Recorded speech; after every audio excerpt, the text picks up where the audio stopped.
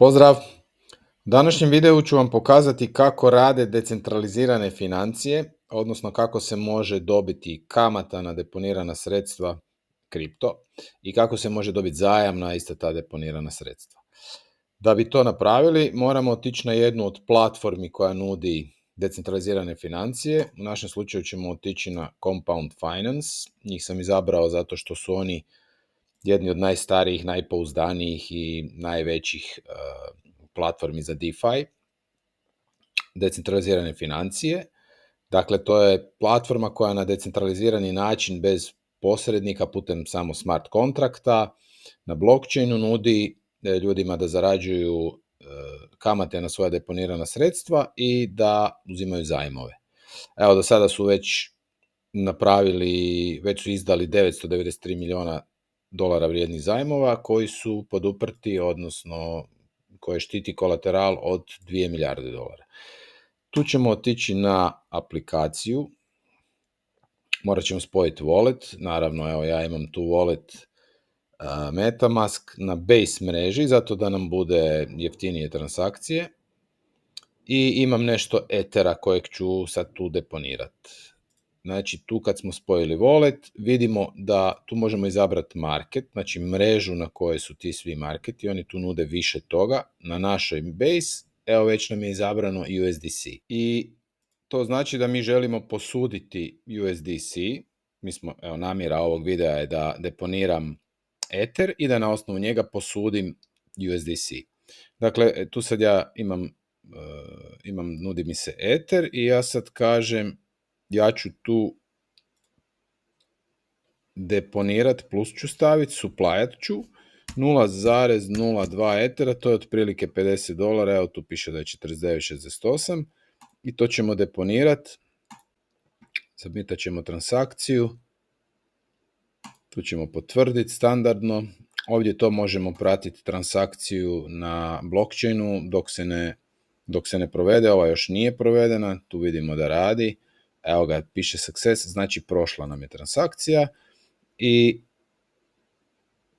to je to. I sad će nam se ubrzo tu pojaviti, evo tu još piše pending, još uvijek čeka, evo ga, sad nam se pojavilo da sam ja deponirao tu 0,02 Ethera i da mogu posuditi USDC. I sad idemo na posudi USDC. I on sad meni kaže, moj kolateral vrijedi $49,68 i borrow capacity, znači na to mogu posuditi $42. I available for borrow, znači ja mogu posuditi maksimalno 42, nikad nije dobro ići do maksimuma, jer onda postoji veća opasnost od likvidacije, ali to ćemo malo kasnije. Znači, ajmo reći da ću ja sad na tih $50 posuditi, 25.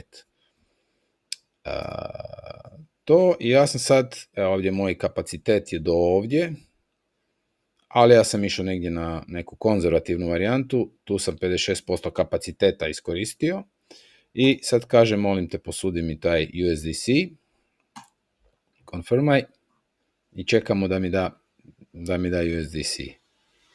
Ja sam tu osim Ethera mogao deponirati kao kolateral na ovom tržištu na Base-u, su mi nudili da mogu još i ovaj tu neki poseban BTC, pa neki repani staked ETH, to su sve neki tokeni koji nastaju od toga kad stakate ili kad negdje založite ili negdje stavite neki Ether ili nešto, onda nastanu derivati tih tokena koji donose prinose i to su sad ovi tu tokeni.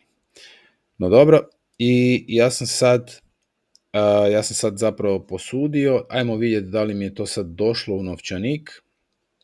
Tokens je, evo vidite, USDC $24,90 vrijedi, a to je $25. Znači, ja sam založio $50 Ethera i posudio od njih $24,90 vrijedan, odnosno $25 USDC-a. Ja sad s tim USDC-em raspolažem kako god hoću. Evo, i sad vidimo da sam ja od mog ukupnog kapaciteta iskoristio samo 56%, znači još mogu posuditi, ali rekli smo da nećemo ići, da nas ne likvidira prerano. I sad kaže liquidation point, kad moj kolateral padne na $27,88, oni će mene likvidirati. Znači, ja sad, moj kolateral vrijedi $50, ali ako bi sad Ether kojeg sam ja založio pao ispod, počeo naglo padati u cijeni, i da sad taj moj kolateral Ethera kojeg sam stavio vrijedi 27,88, u tom trenutku će oni mene likvidirati, prodat će taj Ether i zatvorit će poziciju, meni će ostati 25, a oni će si uzeti 27,88. Na taj se način sustav štiti da bude uvijek u plusu, a ja tu moram pratiti, na meni je da ja sad ovo pratim i da gledam da kad se eventualno približi ovoj brojci, ako bi išao Ether sad prema dolje i da moj kolateral manje vrijedi, što bi se on više približavao ovdje, ja bi mogao napraviti ili da još dodam Ethera, pa da si tu osiguram da me likvidira, ili da vratim dio onoga što sam posudio. Tako da uvijek budem iznad te granice za likvidaciju. Ima to još puno stvari na ovoj platformi, tu su cijela tržišta koje oni nude, zapravo koje tokene, vidite da je ukupan supply skoro $3 milijarde. Na Ether mreži nude ove parove, pa onda na Optimism mreži ove, Unichain, Polygon, ima tu toga dosta.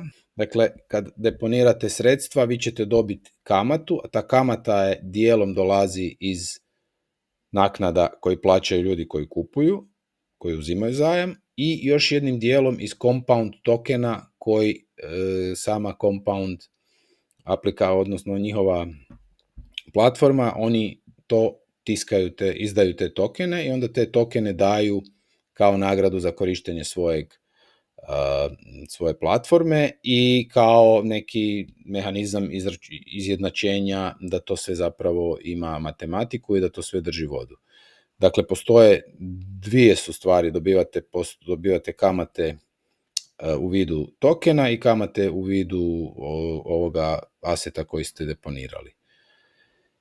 Postoje tu sad još i neke ekstenzije koje oni nude za neko lakše upravljanje, da bude vjerojatno neki bolji komfor vam pruža kod rada i ko zna šta. Nisam to tu možete i glasati sa Compound tokenima. Ovakvih platformi ima nebrojeno, ali od ovih starijih, poznatijih treba istaknuti Aave kao jednu najveću. Compound je ova na kojoj radimo, postoji MakerDAO, to su sve ozbiljne i velike platforme koje su i pouzdane i dobro rade. Svaka od njih ima neku svoju specifičnost i neke dodatne funkcije, ali evo recimo Compound je možda i najjednostavnija za rad i na njoj možda možete najbolje vidjeti kako to sve izgleda na nekakav jednostavan način. Evo, možemo vidjeti sad kako izgleda ako želimo vratiti, na primjer, ovih 25, znači ja sad više ne želim imati $25, želim vratiti, zatvoriti tu poziciju, idemo tu na repay, kažemo maksimalno i submitamo transakciju. Dakle, jednostavno je, vrati se u 2 klika kao što smo i posudili. Ovdje je važno reći da ne dobivate kamatu na sve deponirane, na svaki deponirani kripto, samo dobivate kamatu na USDC. Dio ovih tokena koje možete deponirati služi samo kao kolateral za posudbu, a dio služi i kao aset na koji možete dobivati kamatu. A sad ću vam pokazati kako izgleda kad samo deponirate. Ja imam sad na svom novčaniku, ovaj drugi novčanik, imam 50 USDC-a i ja ću njih deponirati da vidim koliko ću dozarađivati kamate za to. Dakle, evo ajmo reći točno 50 i reći ću potvrdi. Tu sam potvrdio, čekamo da to prođe. Evo, kad je transakcija prošla, mi smo tu deponirali $50 i ja na to dobivam 4,22% godišnju kamatu, od čega dio dobivam u USDC-u, a dio u Compound tokenima. To se vidi, ovaj naranđasti dio su Compound tokeni, a ovaj drugi dio, zeleni veći dio je znači to je kamata, a ovo dolazi iz tokena, iz emisije tokena, a te tokene ćemo vidjeti tu gore. total comp, znači tu će nam se akumulirati tu ćemo vidjeti da imamo tokene koji su došli sa naslova kamate. I kad više ne želite iz nekog razloga, onda možete to naravno vratiti nazad, kažete withdraw, povuci nazad, submitaj transakciju i ista je stvar i završili ste, vratili ste si $50 u novčanik i to je to. Evo ga, to bi bilo to. Pa ako vam je ovo bilo korisno, molim vas da lajkate i da se pretplatite na kanal, pa se vidimo u nekom novom videu. Pozdrav!